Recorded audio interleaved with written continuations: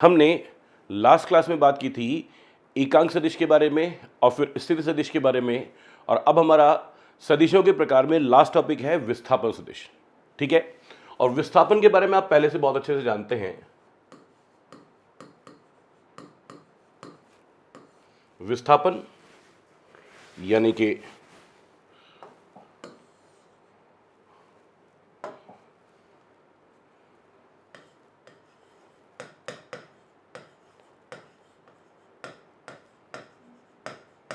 Displacement. किसे कहते हैं आप विस्थापन?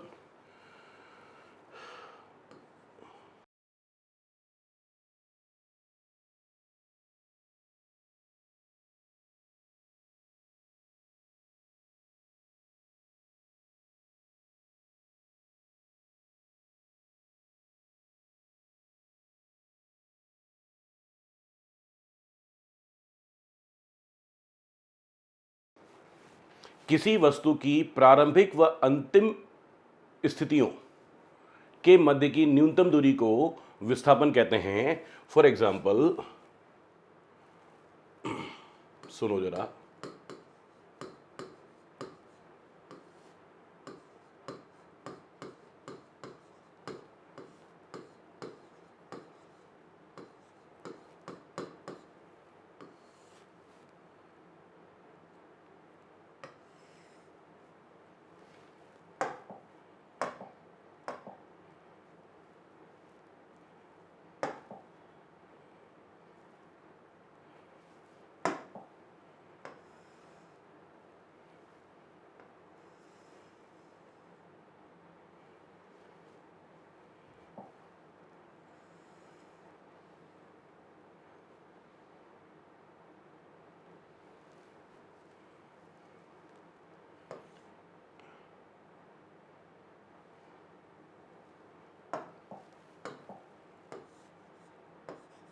ये एक्स अक्ष, ये वाई अक्ष, ये एक बिंदु था, ये कण था पहले बिंदु ए पर, और बिंदु ए पर इसके निर्देशांक थे x comma y, x1 comma y1, x1 comma y1। कण थोड़ी देर बाद में यहां पहुंच गया बिंदु बी पर, जिसके निर्देशांक हैं x2 कॉमा y2। तो इसका जो स्थिति सदिश था ये, इसका जो स्थिति सदिश था वो था ये। इसे आप लिख रहे हैं R1 सदिश से, इसको आप लिख रहे हैं R2 सदिश से। ठीक है जी। तो विस्थापन सदिश कौन हुआ यहां पर? विस्थापन सदिश हुआ प्रारंभिक बिंदु से अंतिम बिंदु के मध्य, प्रारंभिक बिंदु से अंतिम बिंदु के मध्य न्यूनतम दूरी को दर्शाने वाला सदिश। प्रारंभिक से अंतिम की ओर, तो इसकी दिशा किस तरफ होगी? प्रारंभिक से अंतिम की ओर। और इनके मध्य की दूरी का जो परिमाण होगा या इस सदिश की जो लंबाई होगी उसे हम क्या कहेंगे? विस्थापन सदिश। मैं यहां पर विस्थापन सदिश को दर्शा रहा हूं आर सदिश से। ठीक है जी। इस बात को अगर आप समझने की कोशिश करेंगे तो ये देखो, ए सदिश और बी सदिश के मध्य की न्यूनतम दूरी, सिर्फ दूरी, तो क्या हो गया? विस्थापन का परिमाण। ए से बी की ओर जो दिशा है वो क्या हो गई? विस्थापन सदिश की दिशा। राइट। तो यहां पे आप R1 सदिश को क्या लिखेंगे? आप बताइएगा जरा, R1 सदिश कौन है? इस ए सदिश का स्थिति सदिश। और स्थिति सदिश लिखना हमने पिछली क्लास में सीख लिया था। क्या लिखेंगे? इसका x निर्देशांक कितना? x1। और तो क्या लिखेंगे आप यहाँ पे? x1 i cap plus y1 j cap. बोलिए, ऐसा लिखेंगे कि नहीं लिखेंगे? इस बिंदु तक पहुंचने के लिए पहले आपको x अक्ष के अनुदिश x दूरी, और फिर y अक्ष के अनुदिश y1 दूरी, x अक्ष के अनुदिश x1 दूरी और y अक्ष के अनुदिश y1 दूरी। तो x1 i cap plus y1 j cap, ऐसा लिखेंगे कि नहीं लिखेंगे? यस। फिर हमें लिखना है R2 सदिश। ठीक है, R2 सदिश कैसे लिखेंगे? इस बिंदु पर पहुंचना है। कैसे पहुंचेंगे? पहले x अक्ष के अनुदिश x दूरी, फिर y अक्ष के अनुदिश y2 दूरी, पहले x अक्ष के अनुदिश x2 दूरी, फिर y अक्ष के अनुदिश y2 दूरी। यस। तो क्या लिखेंगे? आप लिखेंगे x2 i cap plus y2 j cap. बोलिए, बात सही है? अब विस्थापन को कैसे लिखेंगे? आप हमेशा विस्थापन को लिखते हैं क्या? विस्थापन को आप लिखते हैं अंतिम स्थिति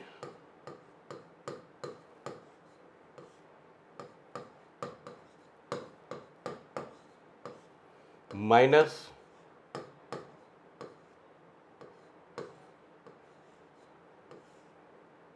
प्रारंभिक स्थिति। विस्थापन कैसे लिखा जाता है? अंतिम स्थिति माइनस प्रारंभिक स्थिति। तो आपने यहां पे लिखा विस्थापन बराबर अंतिम स्थिति का स्थिति सदिश माइनस प्रारंभिक बिंदु का स्थिति सदिश। अंतिम बिंदु का स्थिति सदिश माइनस प्रारंभिक बिंदु का स्थिति सदिश। विस्थापन सदिश को किससे लिख रहे हैं आप लिख रहे हैं आर सदिश से। कैसे लिखेंगे? R2 सदिश का मान लिखेंगे। क्या लिखेंगे? x2 i cap plus y2 j cap minus x1 i cap plus y1 j cap.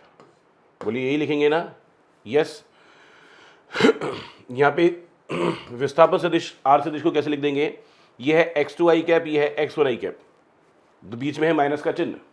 तो x2 i cap minus x1 i cap यानी कि आ जाएगा x2 माइनस x1 इंटू आई कैप प्लस ये y2 j कैप और ये y1 j cap. y2 j cap minus y1 j cap यानी कि क्या हो जाएगा? y2 minus y1 into j cap. बोली बात सही है? ओके। इससे मैं यहाँ पे विस्थापन सदिश का सिर्फ परिमाण लिखना चाहूँ। विस्थापन सदिश का सिर्फ परिमाण लिखना चाहूँ। कैसे लिखूंगा? देखो आपको क्या सिखाया था कल, किसी भी सदिश के लिए ऐसा लिख सकते हैं क्या? अगर सदिश को आई कैप जे कैप के कैप के टर्म्स में लिखा गया है तो हम सीधे सीधे क्या लिख सकते हैं? आई के गुणक का होल स्क्वायर यानी कि x2 माइनस x1 का होल स्क्वायर प्लस जे के गुणक का होल स्क्वायर यानी कि y2 माइनस y1 का होल स्क्वायर का स्क्वायर रूट। बोलिए बात सही है? तो इससे आपके पास क्या आ गया? आपके पास आ गया विस्थापन सदिश का परिमाण। बोलिए बात क्लियर है? ओके, वापस से सुनो। ये हमारे पास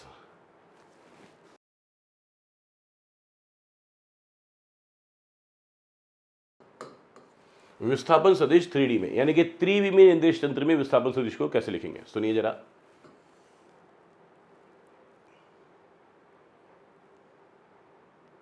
ये हमारे पास x अक्ष, ये हमारे पास y अक्ष,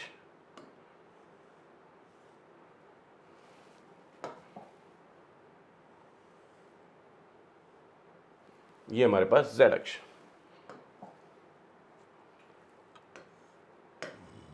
x अक्ष, y अक्ष,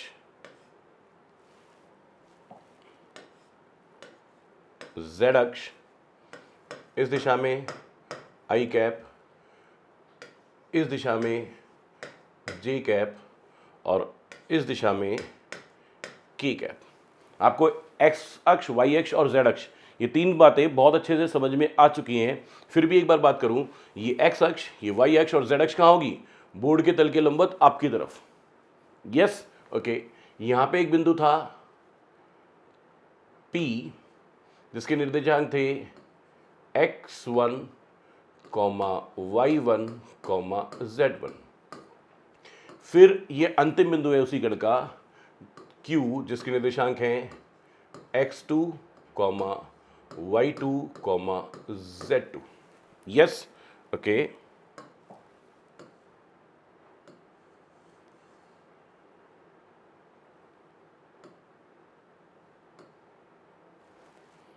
सुनिए जरा। तो इस बिंदु P का स्थिति सदिश क्या होगा? ये इसका स्थिति सदिश और बिंदु Q का स्थिति सदिश ये रहा।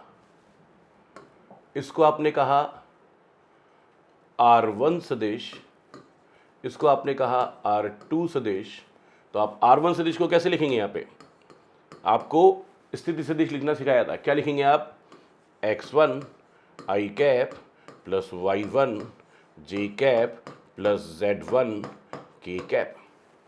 इस तरह से अंतिम बिंदु का स्थिति सदिश क्या लिखेंगे, R2 सदिश बराबर X2 I cap plus Y2 J cap और प्लस Z2 K कैप। अरे ये सुनो, राइट। तो आप यहां पे क्या लिखेंगे, विस्थापन बराबर अंतिम बिंदु का स्थिति सदिश माइनस प्रारंभिक बिंदु का स्थिति सदिश, यानी कि R सदिश जिसको विस्थापन सदिश कह रहे हैं, इक्वल्स टू, कहाँ है यहाँ पे इस विस्थापन सदिश, ये रहा, ये जो है यही तो है विस्थापन सदिश, ये है R सदिश विस्थापन सदिश। तो क्या कहेंगे, इसको कहेंगे R2 सदिश माइनस R1 सदिश। तो आप विस्थापन सदिश को लिखेंगे R2 सदिश, लिखिए X2 I cap plus Y2 J cap minus plus Z2 K cap minus X1 I cap plus Y1 J cap plus Z1 K cap. Yes, तो आप क्या लिखेंगे यहाँ पर, R सदिश बराबर, हाँ जी ढंग से समझने की बात है,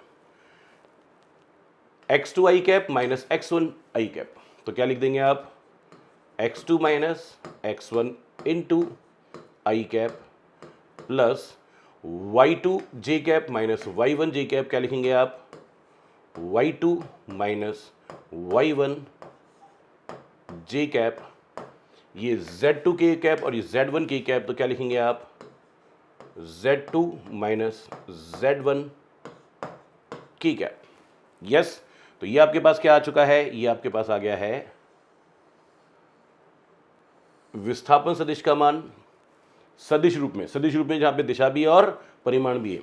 और अगर आपको सिर्फ परिमाण निकालना होगा तो कैसे लिखेंगे, R सदिश का परिमाण बराबर अंडर रूट में I के गुणक का स्क्वायर, यानी कि X2 माइनस X1 का whole square plus Y2 minus Y1 का whole square plus Z2 minus Z1 का होल स्क्वायर।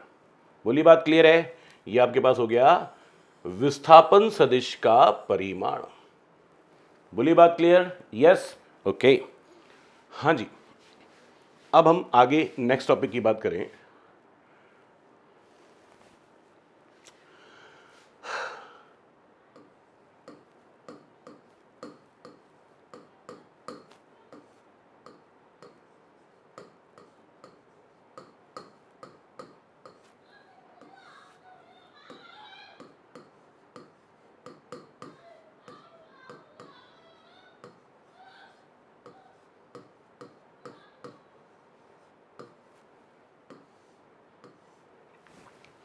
हमें बात करनी है सदिशों का योग, यानी कि एडिशन ऑफ वेक्टर्स।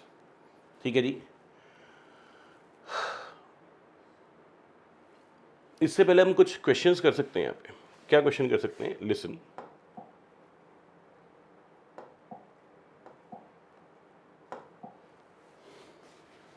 एक क्वेश्चन करते हैं पहले।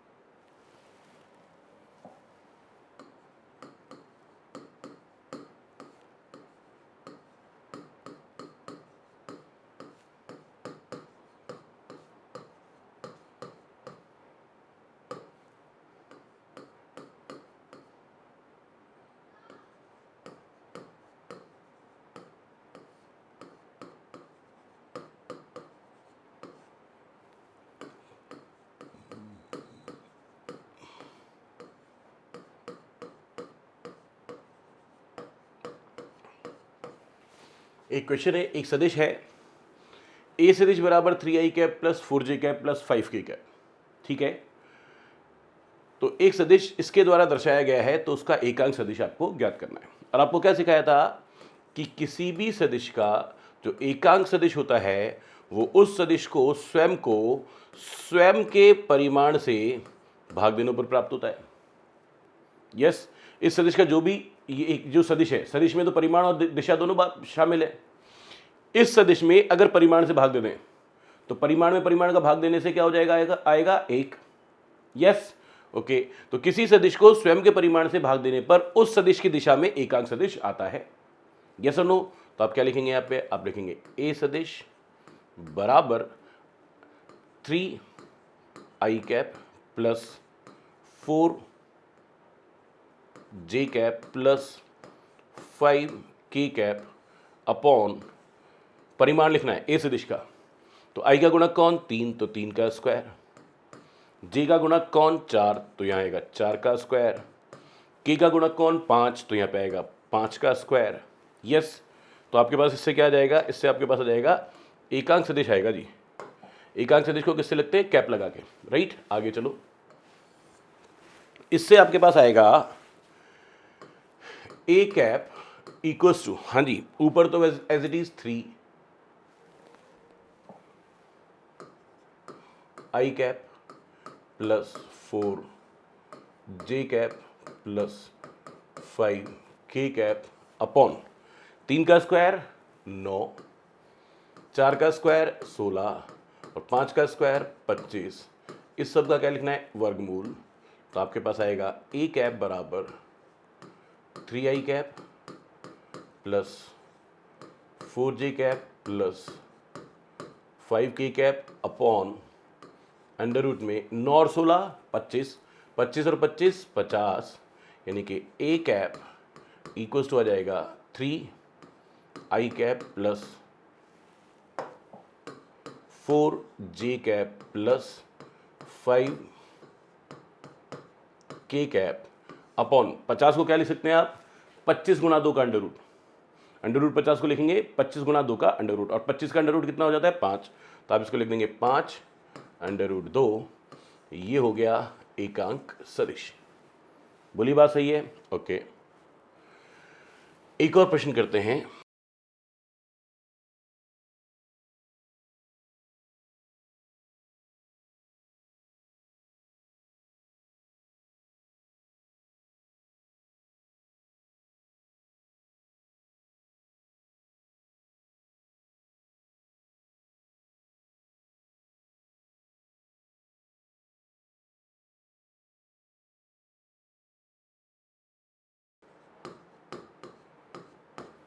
हाँ जी, ये एक प्रश्न है, एक कण बिंदु ए से बिंदु बी की ओर गतिशील है, ए और बी के निर्देशांक भी दे रखे हैं। तो मैं ये कहूँ कि ये तो कोई बिंदु ए है और ये कोई बिंदु बी है और कण ए से बी की ओर गतिशील है ना। तो मैं ये समझा कि कण की गति की दिशा, वेग को किससे लिखते हैं, वी से, और सदिश निकालना है तो वी के ऊपर तीर का निशान लगा दिया, वेग सदिश। अच्छा, मैंने यहाँ पे वेग सदिश लिखा है, वेग खुद लिखना भी पर्याप्त है क्योंकि वेग सदिश राशि है, राइट। ओके, तो इसका वेग का परिमाण दे रखा है प्रश्न में, कितना दे रखा है जी वेग का परिमाण, वेग का परिमाण दिया हुआ है 5 मीटर प्रति सेकंड। ठीक है जी, ए के निर्देशांक दे रखे हैं आपको 2, 3, 4 और बी के निर्देशांक दे रखे हैं आपको 5, 7, 9। ठीक है जी, तो मुझे ये बात समझ में आया कि कण की गति की दिशा यानी कि कण के वेग की दिशा ए से बी की अनुदिश है, यानी कि ए से बी की तरफ अगर विस्थापन सदिश निकाला जाए तो इस विस्थापन सदिश के अनुदिश है। यस, तो मैं पहले तो यहां पे निकालता हूं विस्थापन सदिश।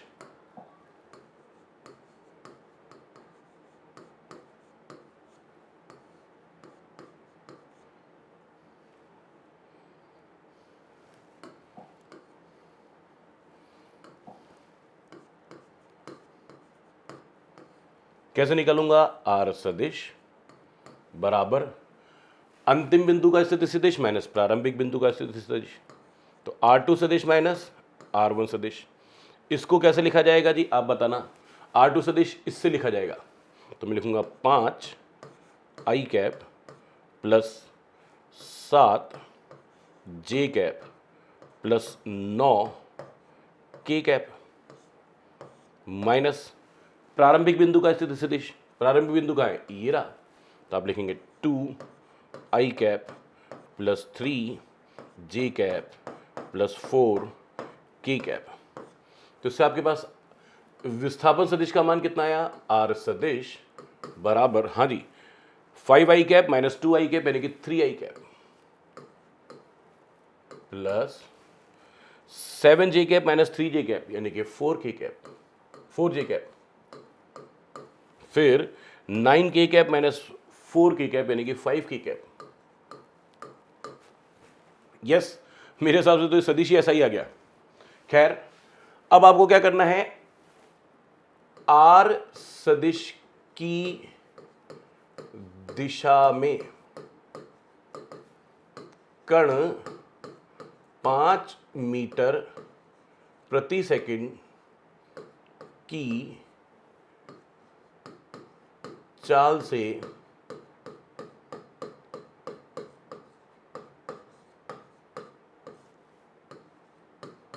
गतिशील है। क्या कह रहा है प्रश्न, कि कण 5 मीटर प्रति सेकंड की चाल से इस दिशा में गतिशील है। कौन सी दिशा में, आर सदिश की दिशा में। आर सदिश कौन है, प्रारंभिक से अंतिम बिंदु की दिशा जो बता रही है, यानी कि विस्थापन सदिश को दर्शा रही है। यानी कि मैं क्या करूं, दिशा तो कहां से चुराऊं, आर सदिश से। दिशा कौन बता रहा है, आर सदिश। और परिमाण कहां से चुराऊं, परिमाण दे ही रखा है, चुराने की जरूरत ही नहीं है। यस, तो मैं यहां पे क्या लिखूं, वेग सदिश को लिखूंगा, इसका परिमाण तो है 5 और इसकी दिशा है आर सदिश के अनुदिश। तो आर सदिश नहीं लिखूंगा मैं, यहां पे क्या लिखूंगा, आर कैप लिखूंगा, क्योंकि विस्थापन सदिश के अनुदिश एकांक सदिश लिखूंगा, विस्थापन सदिश के अनुदिश एकांक सदिश लिखूंगा। लो जी, में हो गया मेरा काम। बस यहां से लिखो आगे, क्या लिखूंगा, v सदिश बराबर 5, तो ऐसे कैसे, और इस आर कैप को कैसे लिखूंगा, देखो मैं लिखता हूं 5, आर कैप को लिखा आर सदिश बटे आर सदिश का परिमाण। तो आर सदिश को क्या लिखेंगे, लिखा हुआ ये रहा, कितना, 3i cap plus 4j cap plus 5k cap upon under root में। हाँ जी, सुनिएगा जरा, क्या लिखना है मुझे, 3i cap plus 4j cap plus 5k cap upon under root में इसका परिमाण, आर सदिश का परिमाण। कैसे लिखूंगा, मैं लिखूंगा 3 का स्क्वायर प्लस 4 का स्क्वायर प्लस 5 का स्क्वायर। बस ये सॉल्व हो जाएगा। v सदिश बराबर, बताइए जी क्या लिखेंगे, 5 तो लिखा हुआ है ही, हाँ जी, ऊपर 3i cap plus 5j cap, sorry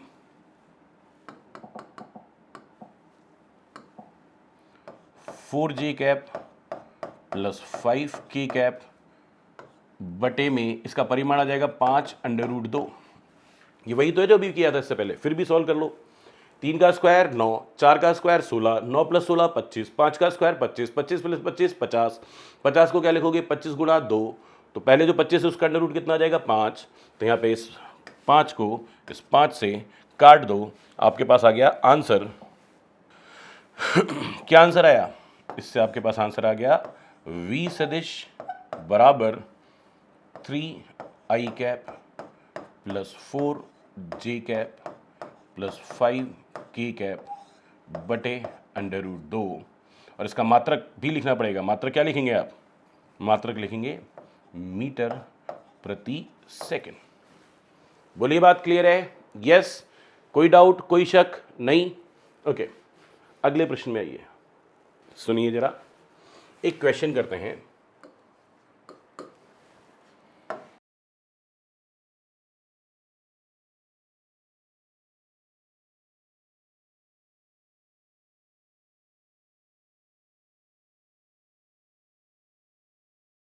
ये एक सिंपल साधारण प्रश्न है। आर सदिश बराबर 0.2 i cap plus 0.3 j cap plus c k cap, और यहां पे क्या लिखा हुआ है, आर कैप लिखा हुआ है। आर कैप लिखने का मतलब क्या हो गया, आर कैप कौन है, ये एकांक सदिश है साहब। ये कौन है, ये एकांक सदिश है। और एकांक सदिश का परिमाण कितना होता है, एकांक सदिश का परिमाण जो होता है वो हमेशा कितना होता है, 1। बस इसका परिमाण निकालो। आर सदिश का परिमाण, आर कैप का परिमाण कैसे लिखेंगे, अंडर रूट में। हाँ जी, बोलिए साहब, क्या लिखेंगे, 0.2 का होल स्क्वायर प्लस 0.5 3 का होल स्क्वायर प्लस के का गुणक कौन है c, तो c का स्क्वायर। और इस आप ही बताइएगा जी, इस r कैप का परिमाण कितना लिखना है 1, तो ये कितना हो जाएगा अंडर रूट में 0.04, 0.2 का होल स्क्वायर कितना आएगा 0.04 प्लस 0.3 का स्क्वायर 0.09 प्लस c स्क्वायर। हाँ जी, क्या आएगा, आएगा 1 इज इक्वल्स टू 0.4 प्लस 0.9 यानी कि 0.13 प्लस c स्क्वायर, तो c square equals to 1 minus 0.13, तो c equals to under root में, हाँ जी बताएं क्या आएगा 0.87। यस, तो ये c का परिमाण हो गया। बोलिए बात क्लियर है क्या? Yes, okay. तो ये कुछ क्वेश्चन थे जो मुझे एकांक सदिश पर आधारित आपको करवाने थे, राइट? बात क्लियर है? ओके।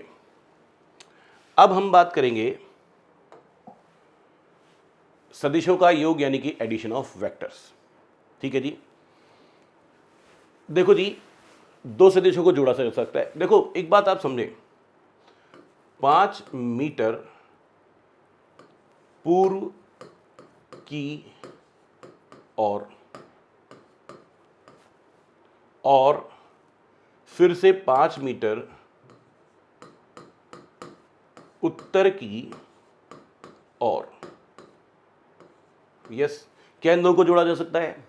जोड़ा तो जा ही सकता होगा, क्योंकि ये भी सदिश है, इसको मान लेते हैं ए सदिश, इसको बोल देते हैं बी सदिश।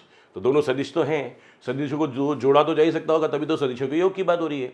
पर क्या मैं ऐसे लिख सकता हूं ए सदिश प्लस बी सदिश बराबर 10 मीटर, पता नहीं किस और, पता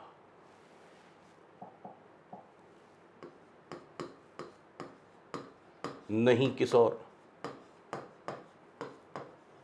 देखो दिशा की तो मैं बात ही बाद में करूंगा, पर क्या मैं 5 मीटर पूर्व की ओर और 5 मीटर उत्तर की ओर को जोड़कर 10 मीटर लिख सकता हूं क्या?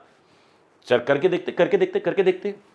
एक व्यक्ति पहले गया 5 मीटर पूर्व की ओर, कितना गया 5 मीटर पूर्व की ओर, फिर वो गया 5 मीटर उत्तर की ओर, फिर वो चला गया 5 मीटर उत्तर की ओर। तो विस्थापन बताइए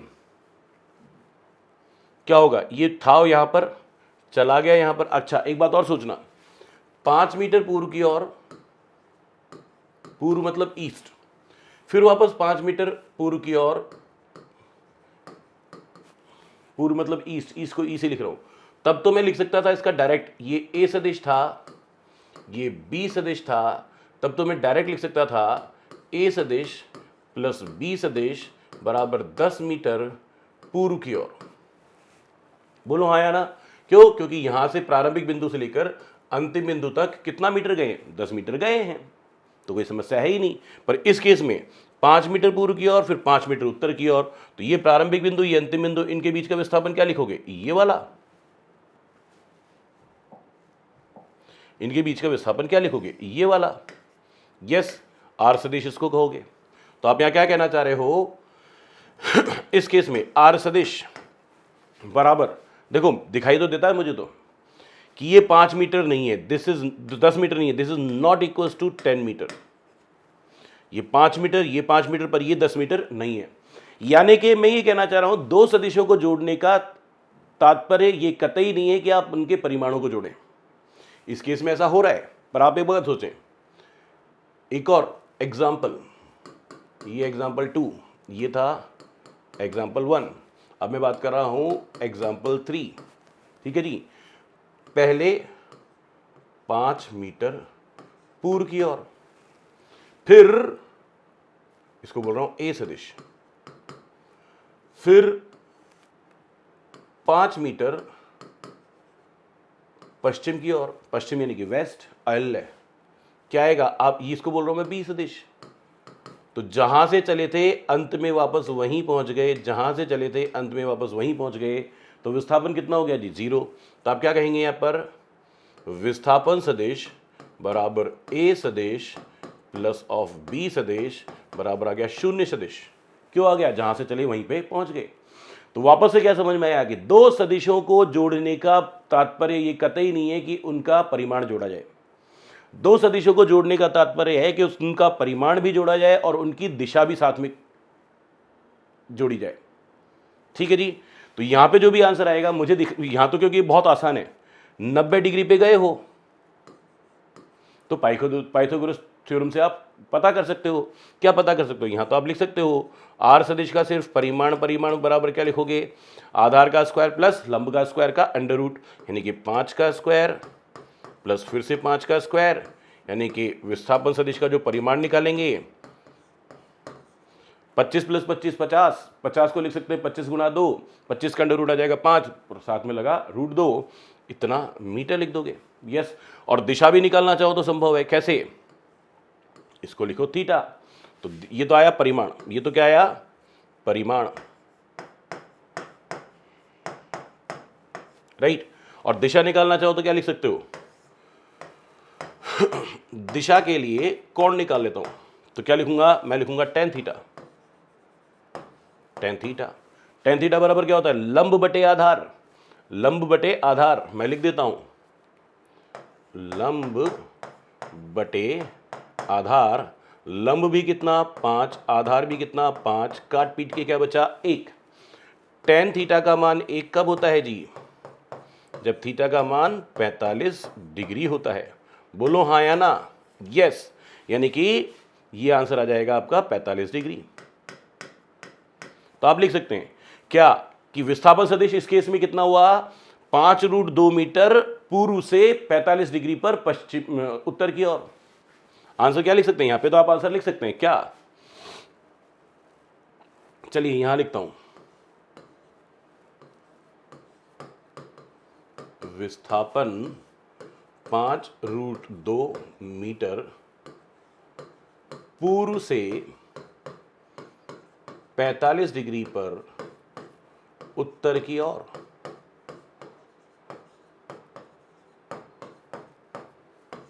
बोली बात क्लियर है क्या? यस।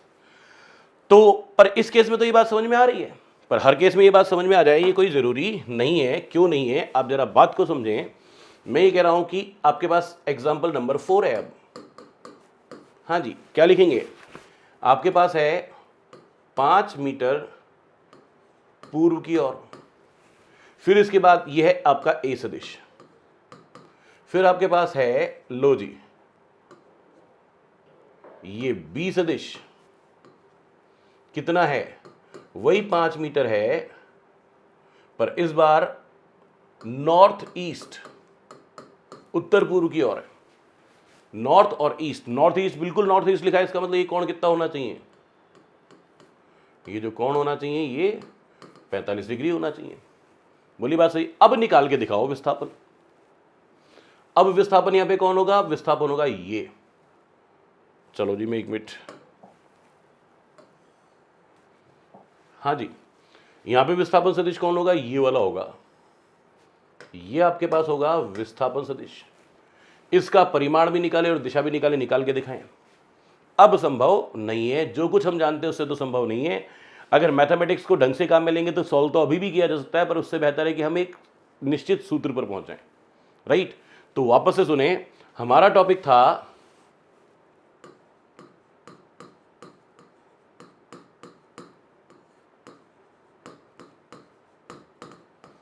सदिशों का योग।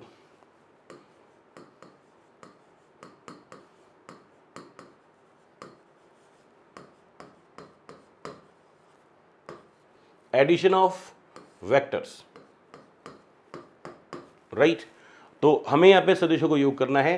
पहली बात कर रहा हूं दो सदिशों का योग, सिर्फ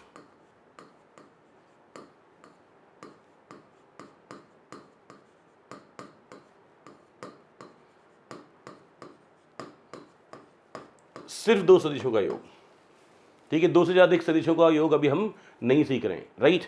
ओके, सिर्फ दो सदिशों का योग कर रहे हैं तो यहां पे दो नियम है। एक तो है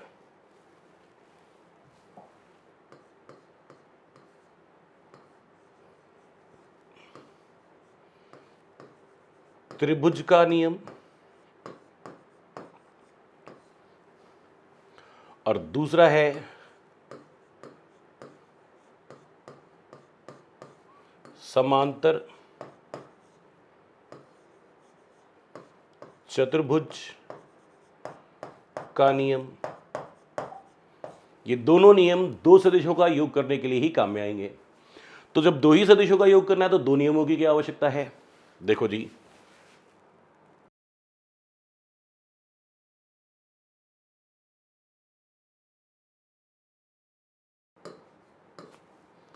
पहला है सदिश योग का त्रिभुज का नियम, ठीक है, और दूसरा है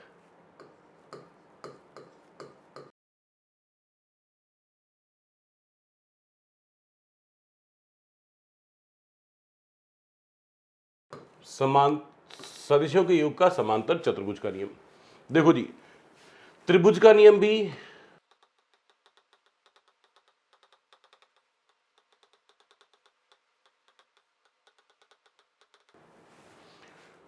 दो सदिशों के योग के लिए प्रयुक्त होता है। त्रिभुज का नियम दो सदिशों के योग के लिए प्रयुक्त होता है और समांतर चतुर्भुज का नियम भी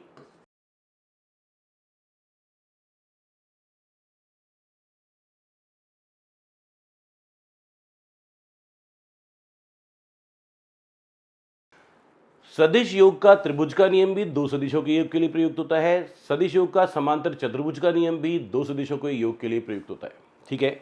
फिर दो नियमों की क्या आवश्यकता है? देखो जी, ये है एक सदिश ए सदिश, फिर ये है कोई दूसरा सदिश बी सदिश, यानी कि एक व्यक्ति 5 मीटर पूर्व की ओर गया, फिर 10 मीटर किसी और दिशा में गया। तो पहले एक सदिश फिर दूसरा सदिश, पहले एक विस्थापन फिर दूसरा विस्थापन, तो इनका योग करना है। तो ये कैसे? ये दो है दो स्वतंत्र सदिश। ये क्या रहे हैं? दो स्वतंत्र सदिश, ठीक है। मैं यहां खड़ा हूं, ये मुझे मेरी मम्मी ने पकड़ के खींचा, ये मेरे पापा ने पकड़ के खींचा। ये भी खींचा मतलब किससे खींचा? बल लगा के खींचा, बल। तो ये एक बल है F1 सदिश, ये एक बल है F2 सदिश, और इन दोनों, देखो ये मैं हूं, ये मैं हूं, ये मैं हूं, राइट, ओके। तो मैं किस तरफ जाऊंगा? इधर से मम्मी ने पकड़ के खींचा, इधर से पापा ने पकड़ के खींचा, तो मैं किधर जाऊंगा? मैं चला जाऊंगा कहीं बीच में। बोलिए हाँ या ना। देखिए जी, आप यहाँ पे इस बात को ढंग से समझें, मैं क्या कह रहा हूँ। इधर से मम्मी ने पकड़ के खींचा, इधर से पापा ने पकड़ के खींचा, मैं कहाँ चला गया? बीच में, राइट। तो इन दोनों सदिशों का सदिश योग किधर है? आप बीच में, राइट। ये F1 सदिश है जिसको ए सदिश बोल देता हूँ, ये F2 सदिश है, बल को किससे लिखते हैं? F से। ये F2 सदिश है जिसको मैं बी सदिश से लिख देता हूँ। तो ये क्या हो गया? इन दोनों सदिशों का योग FR सदिश, जिसको मैं किससे लिख दूँ? R सदिश से लिख दूँ, राइट। तो दो सदिशों का परिणामी, दो सदिशों का सदिश योग बीच में आया, राइट, ओके। तो ऐसे सदिश, ये दोनों कैसे कैसे सदिश हैं? सह प्रारंभिक सदिश हैं। ये F1 सदिश और F2 सदिश, यानी कि ए सदिश और बी सदिश कैसे सदिश हैं? ये दोनों सह प्रारंभिक सदिश हैं। बोलिए बात क्लियर है? तो दो सह प्रारंभिक सदिशों का योग करने के लिए हम क्या काम में लेते हैं? समांतर चतुर्भुज का नियम, राइट। क्या काम में लेते हैं? समांतर चतुर्भुज का नियम। दो सह प्रारंभिक सदिशों का योग करने के लिए क्या काम में लिया जाता है? समांतर चतुर्भुज का नियम काम में लिया जाता है। जबकि दो स्वतंत्र सदिशों का योग करने के लिए क्या काम में लिया जाता है? त्रिभुज का सदिश योग का नियम, राइट। अब हम बात करेंगे त्रिभुज के नियम की, त्रिभुज का नियम सीखेंगे, राइट, ओके। हाँ जी, तो ए सदिश व बी सदिश दो स्वतंत्र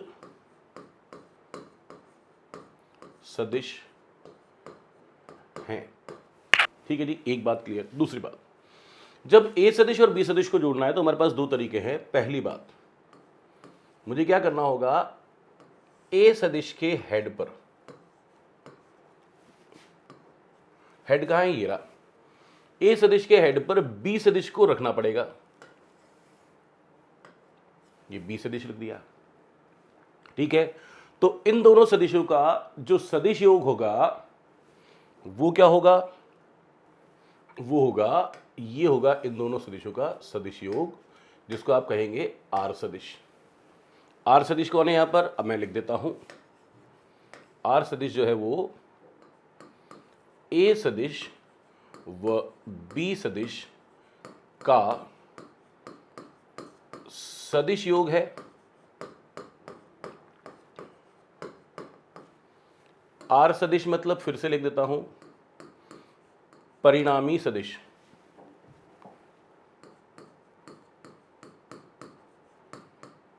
परिणामी सदिश, जिसको हिंदी में बोलेंगे रिजल्टेंट वेक्टर।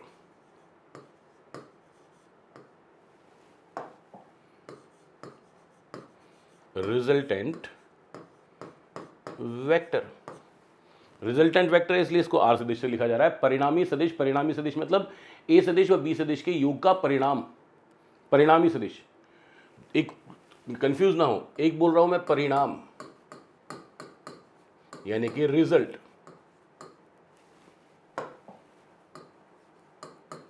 एक मैं बोल रहा हूं परिमाण यानी कि मैग्नीट्यूड। किसी सदिश का परिमाण यानी कि उसकी लंबाई यानी कि उसका मैग्नीट्यूड, राइट। इन दोनों चीजों में कतई कंफ्यूज होने की आवश्यकता नहीं है। बोलिए बात क्लियर है? ओके, आगे चले।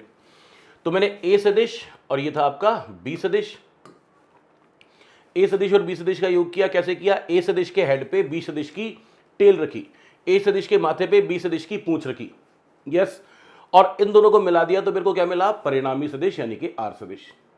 एक और तरीका है, ये था पहला तरीका। एक दूसरा तरीका भी है कि इसको मैं लिख भी देता हूं यहां पे, इसको क्या लिख रहा हूं? ए सदिश प्लस बी सदिश, क्योंकि ए के माथे पे बी सदिश रखा गया है, राइट। ओके, अब मैं क्या करता हूं, पहले बनाता हूं बी सदिश, ठीक है, और फिर मैं इसके हेड पे बी सदिश के माथे पे क्या रख रहा हूं? ए सदिश रख रहा हूं। यहां रखा मैंने ए सदिश, ये कौन था? बी सदिश, और अब इनको मिला दिया गया है। ये मैंने इन दोनों को मिला दिया, तो ये क्या मिला मेरे को? ये मिला आर सदिश, जिसका परिमाण इस बार क्या कह सकते हो, जिसको क्या कह सकते हो? बी सदिश प्लस ए सदिश। परिणामी सदिश बराबर बी सदिश प्लस ए सदिश। अगर आप ध्यान से देखेंगे तो ये वाला परिणामी सदिश की दिशा और ये वाले परिणामी सदिश की दिशा, दोनों की दिशा समान है। ये वाले परिणामी सदिश का परिमाण यानी कि लंबाई और इस वाले परिणामी सदिश का परिमाण यानी कि लंबाई दोनों भी समान है, यानी कि कोई फर्क नहीं पड़ रहा। इसका मतलब आप कह सकते हैं ए सदिश प्लस बी सदिश बराबर बी सदिश प्लस ए सदिश, यानी कि क्रम विनिमय।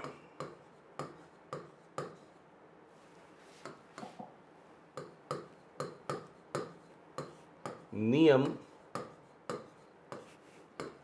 लागू होता है। यस, ए सदिश प्लस बी सदिश को आप बी सदिश प्लस ए सदिश भी कर सकते हैं।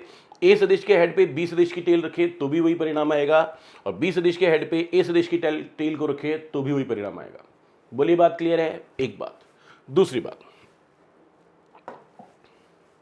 वापस से समझे, आपके पास था, आपके पास ए सदिश है,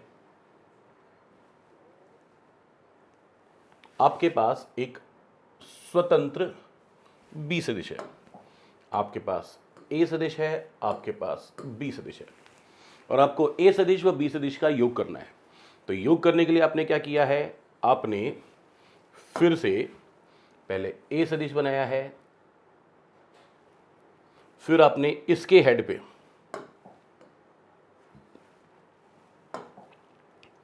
बी सदिश को रखा है,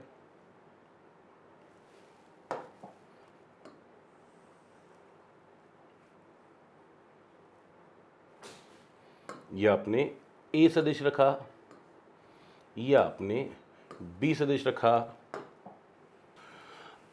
अब आपने क्या किया? अब आपने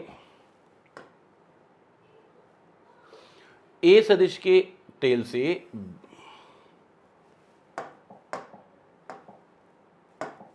आपने ए सदिश की टेल से बी सदिश के हेड को मिला दिया।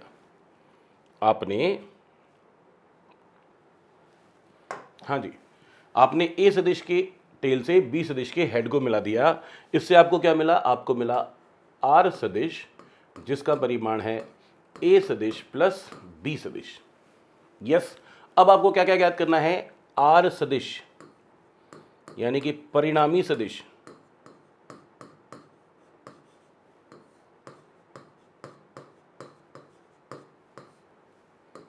का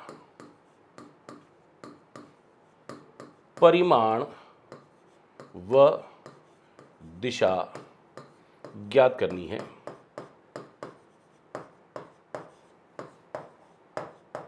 आपका काम क्या है? ए सदिश और बी सदिश का योग किया है। योग करने के लिए आपने त्रिभुज का नियम काम में लिया है, और त्रिभुज का नियम काम में लेने के लिए ए सदिश के हेड पे बी सदिश को रखा है, और फिर ए सदिश की टेल से बी सदिश के हेड को जोड़ दिया है। अभी तक का काम आपने ये किया है, राइट। और अब आप क्या करने वाले हैं? इस परिणामी सदिश का परिमाण ज्ञात करने वाले हैं। उसके लिए आपको क्या लगेगा? आपको यहां पे काम में आएगा त्रिभुज का नियम।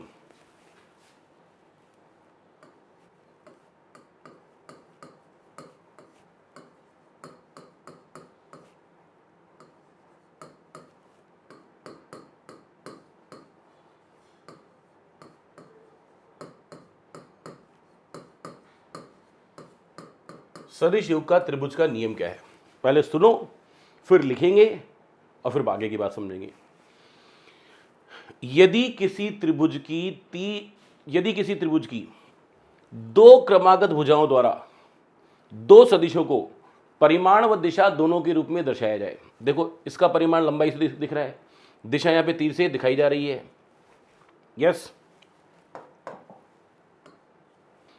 यहां पे ए सदिश की दिशा दर्शाई गई है, परिमाण दर्शाया गया है। बी सदिश की दिशा दर्शाई गई है तीर के निशान से, और परिमाण उसकी लंबाई से। तो दो सदिशों को किसी त्रिभुज की दो क्रमागत भुजाओं द्वारा समान क्रम में दर्शाया गया है। मैंने क्या बोला? यदि किन्हीं दो सदिशों को परिमाण व दिशा दोनों के रूप में किसी त्रिभुज की दो क्रमागत भुजाओं द्वारा समान क्रम में दर्शाया जाए, तो उस त्रिभुज की तीसरी भुजा जो कि विपरीत क्रम में ली गई है, वो उन दोनों सदिशों के सदिश योग को दर्शाती है। फिर से एक बार फाइनली बोल रहा हूं, फिर से सुनिएगा, ढंग से सुनिएगा। यदि किसी त्रिभुज की दो क्रमागत भुजाओं द्वारा दो सदिशों को परिमाण एवं दिशा दोनों द्वारा समान क्रम में दर्शाया जाए, तो उस त्रिभुज की तीसरी भुजा जो कि विपरीत क्रम में ली गई है, वह उन दोनों सदिशों के सदिश योग को दर्शाती है। विपरीत क्रम का क्या मतलब है? देखो, ये कैसे लिए गए हैं? Anti clockwise. और ये वाला सदिश कैसे है? क्लॉकवाइज। इसलिए मैंने बोला विपरीत क्रम में। ठीक है जी, ओके। तो मैं पहले नियम लिख देता हूं, फिर आगे की बात करेंगे।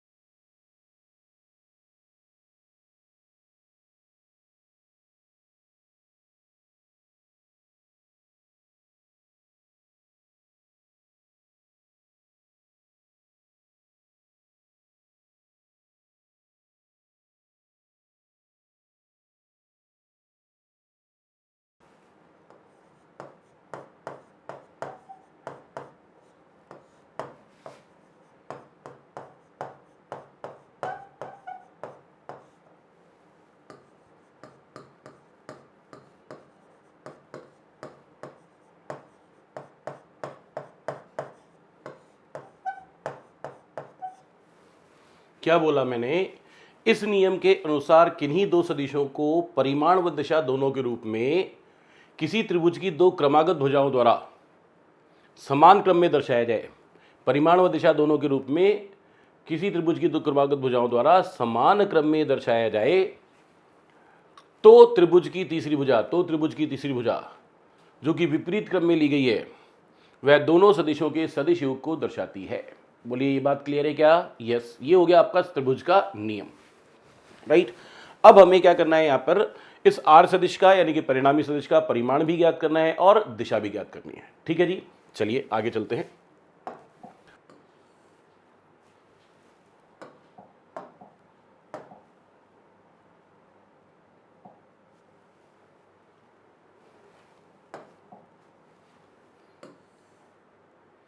ये आपके पास है ए सदिश, ये आपके पास है बी सदिश, ये ए सदिश, ये बी सदिश। आपको इन दोनों सदिशों का क्या करना है, सदिश योग करना है। तो आपने ये लिया ए सदिश,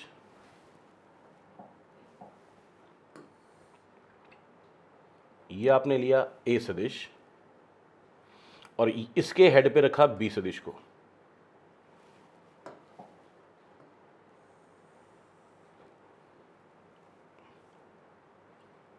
इसके हेड पे लिया बी सदिश को। ये आपका ए सदिश, ये आपका बी सदिश, और इन दोनों को आपने ऐड करना है। तो इसमें त्रिभुज की तीसरी भुजा बनाई आपने। ये त्रिभुज की तीसरी भुजा, ये था ए सदिश, ये था बी सदिश, और ये है तीसरा सदिश जो कि है आर सदिश, जिसका परिमाण है ए सदिश प्लस बी सदिश। तो मुझे इस आर सदिश का यानी कि परिणामी सदिश का परिमाण ज्ञात करना है। उसके लिए यहां पर एक और महत्वपूर्ण बात है। देखो जी,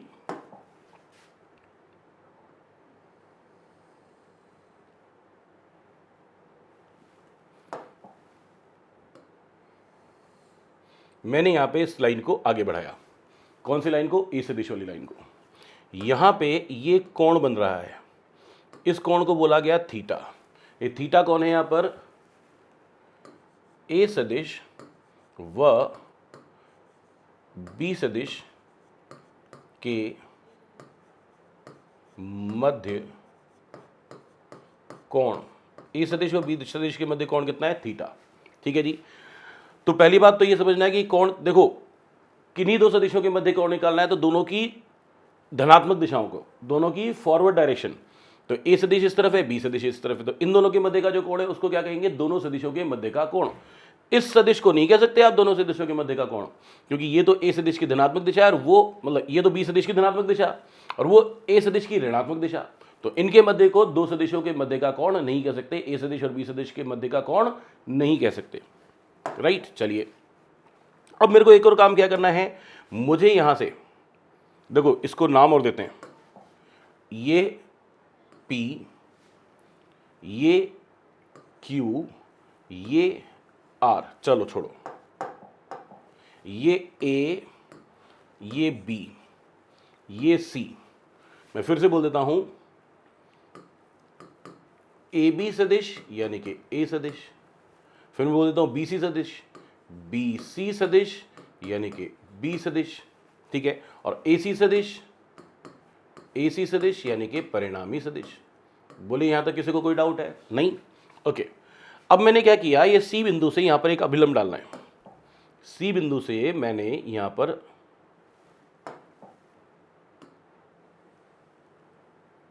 एक अभिलंब डाल दिया। बोलिए बात क्लियर है?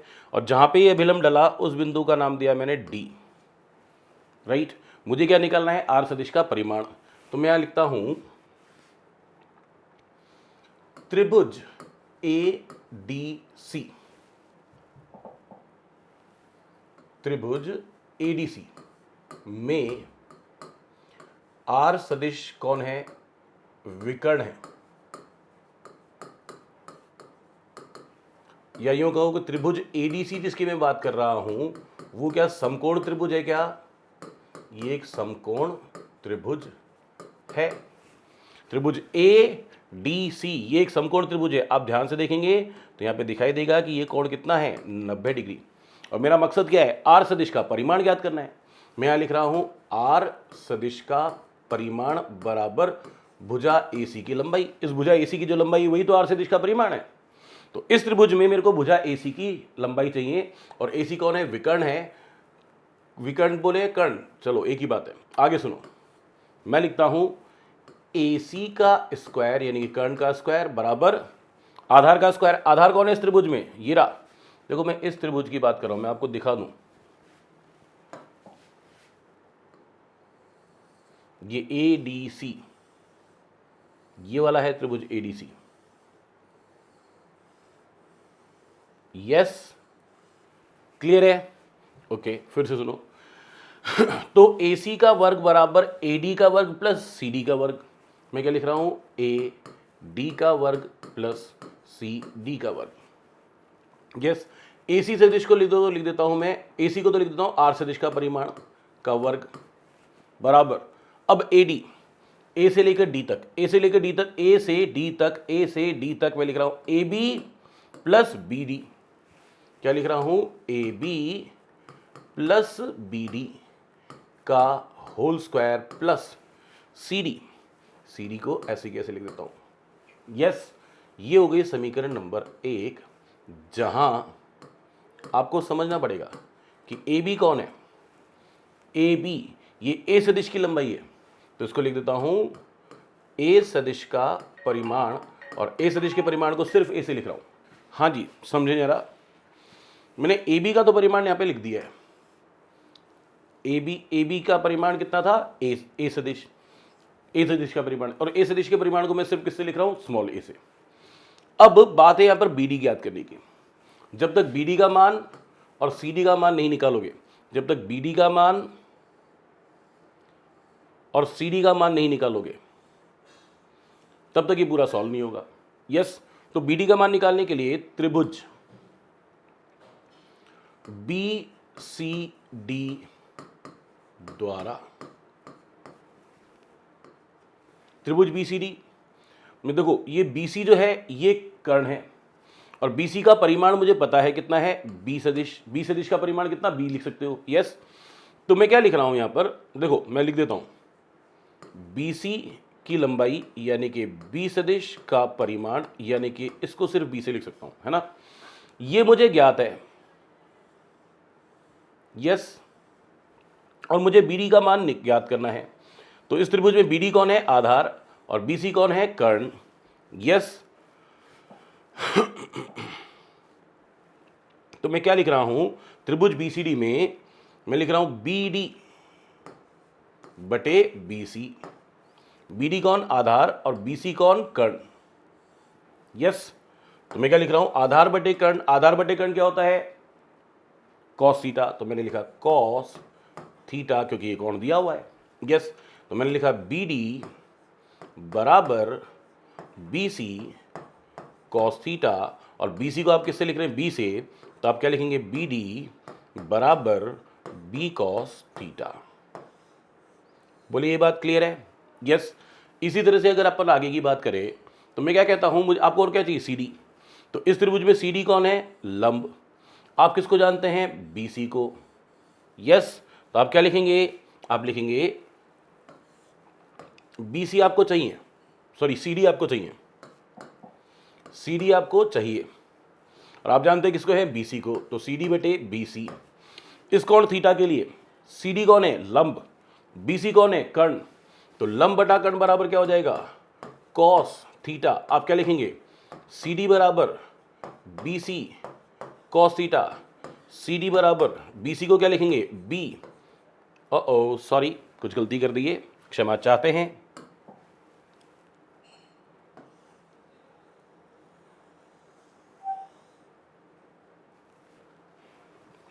मैं फिर से लिख रहा हूं, आपको क्या चाहिए? CD।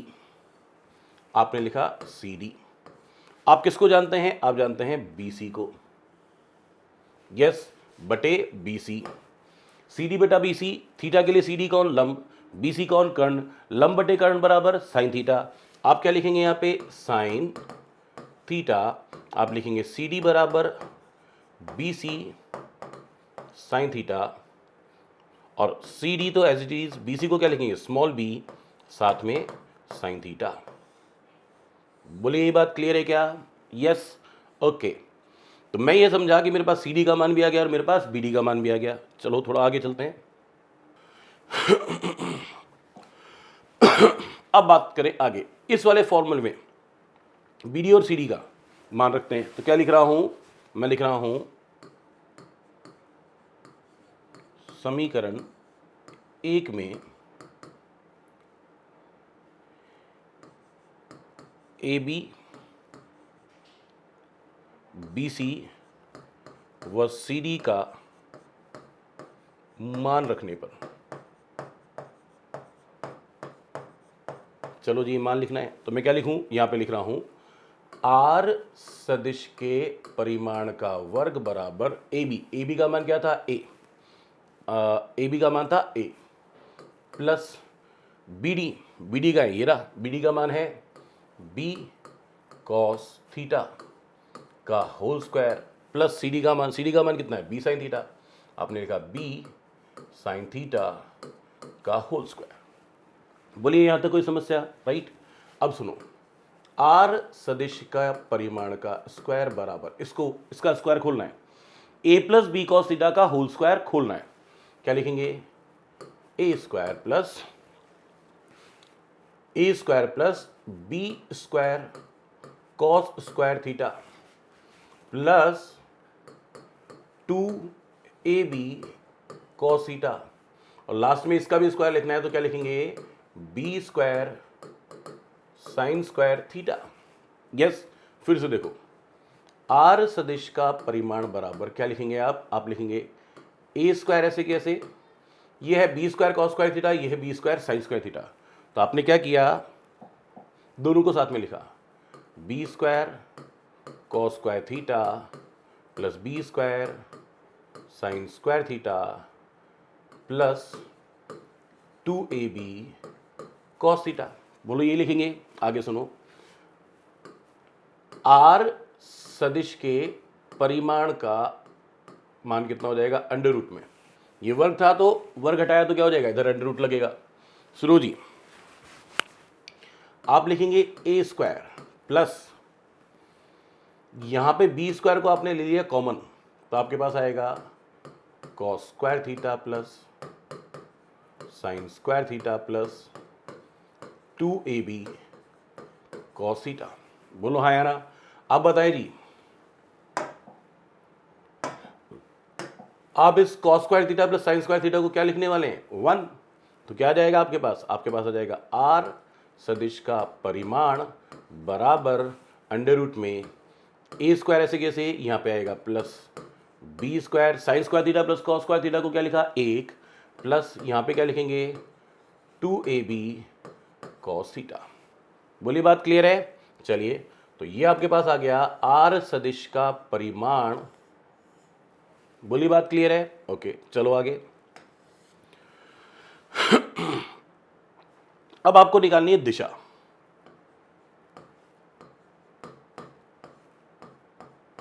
आपको यहां निकालनी है दिशा, किसकी दिशा निकालनी है, आर सदिश की। और दिशा निकालने का एक तरीका, बेहतर तरीका और है, क्या, आप किसी भी सदिश की दिशा बताने के लिए क्या कर सकते हैं, जो दिशा पहले से पता हो, जैसे कि मान लो मुझे गुप्तेश्वर रोड जाना है, ठीक है, या गुप्तेश्वर रोड भी नहीं, हमारे दौसा में एक जगह है, उसको क्या क्या बोलते हैं, पुरानी चुंगी दरगाह, या गुप्तेश्वर रोड वाला चौराहा जो लालसोट रोड पे है ना, तो हमारी मंडी रोड है, तो मंडी रोड से अगर इस तरफ मैं 60 डिग्री के कोण पे चला जाऊं, मंडी रोड से अगर मैं इधर 60 डिग्री के कोण पे चला जाऊं, तो मैं कहाँ पहुंच जाऊंगा, गुप्तेश्वर रोड के चौराहे पे पहुंच जाऊंगा। यस, इसका क्या मतलब हुआ, जो दिशा मेरे को पहले से पता थी उस दिशा के साथ मैंने नए सदिश की का कोण बता दिया, तो कोण बताकर भी दिशा ज्ञात कर सकते हैं। तो ये जो आर सदिश है, इसका ए सदिश के साथ कोण कितना है वो मान लेता हूं अल्फा। अगर ये अल्फा कोण की वैल्यू पर मुझे पता चल जाए, दिशा भी पता चल जाएगी। यस, तो मैं लिख रहा हूं त्रिभुज ACD में, ACD में मैं लिख रहा हूं 10 अल्फा बराबर लंब बटे आधार।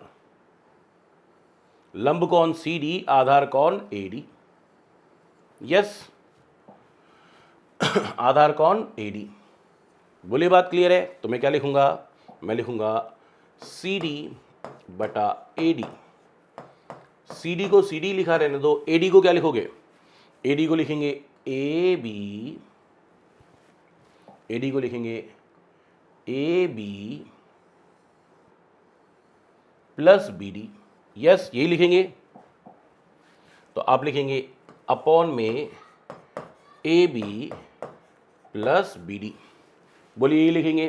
सुनिए आगे, आप लिखेंगे 10 alpha equals to, c d को क्या लिखें, सी डी का मान ये रहा, b sine theta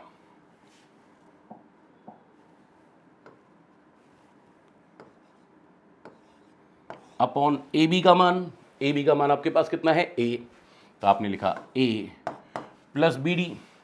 B D का मान है बी कॉस थीटा, तो आपने लिखा बी कॉस थीटा, यानी कि 10 अल्फा का मान आ गया। तो आप इससे को लिख सकते हैं अल्फा बराबर 10 inverse B sine theta upon A plus B cos theta.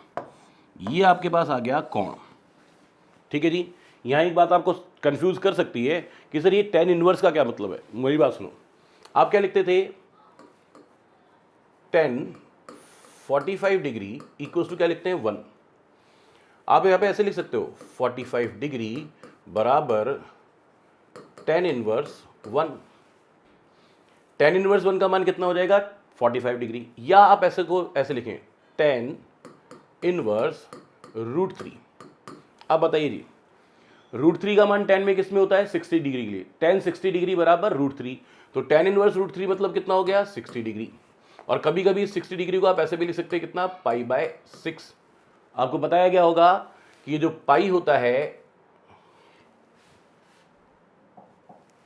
आपको बताया गया होगा ये जो पाई होता है ये 180 डिग्री के बराबर होता है। कोण में, ये रेडियन में, और ये रेडियन को सी से लिखते हैं। पाई रेडियन मतलब 180 डिग्री। तो 180 डिग्री को 3 से भाग दें, 180 डिग्री को अगर क्या दे 3 से भाग दें तो कितना आ जाएगा, 60 डिग्री। तो 60 डिग्री को आप क्या लिख सकते हैं, π/3। तो 10 इनवर्स √3 मतलब 60 डिग्री, जिसको हम π/3 भी लिख सकते हैं। बोलो, ये बात क्लियर है क्या? Yes, okay. चलो जी, हम आगे चलते हैं। तो हमने क्या क्या निकाल लिया वो बात सुनो, फिर से सुन लो। आपके पास एक सदिश था, आपके पास एक सदिश था ए सदिश, एक सदिश था बी सदिश। आपने इन दोनों सदिशों का सदिश योग किया,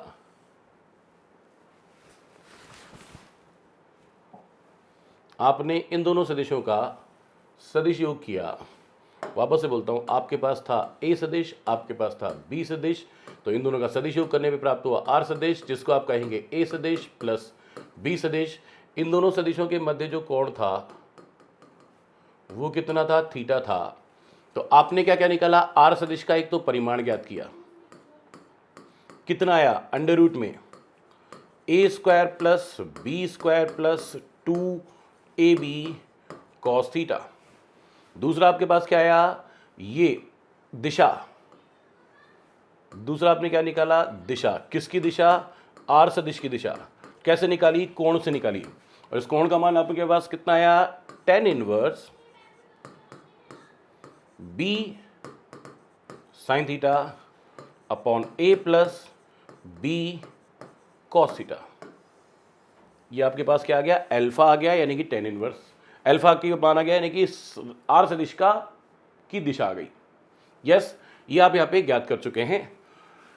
अब इस पे आधारित कुछ क्वेश्चंस करेंगे, पर वो आज नहीं, कल करेंगे। आज के लिए इतना बहुत है। आप इस परिणामी सदिश को, सदिशों के योग को, त्रिभुज के नियम को ढंग से समझ लें, फिर इस पर आधारित कुछ क्वेश्चन करेंगे हम लोग कल की क्लास में। Right, okay, bye bye, all the best.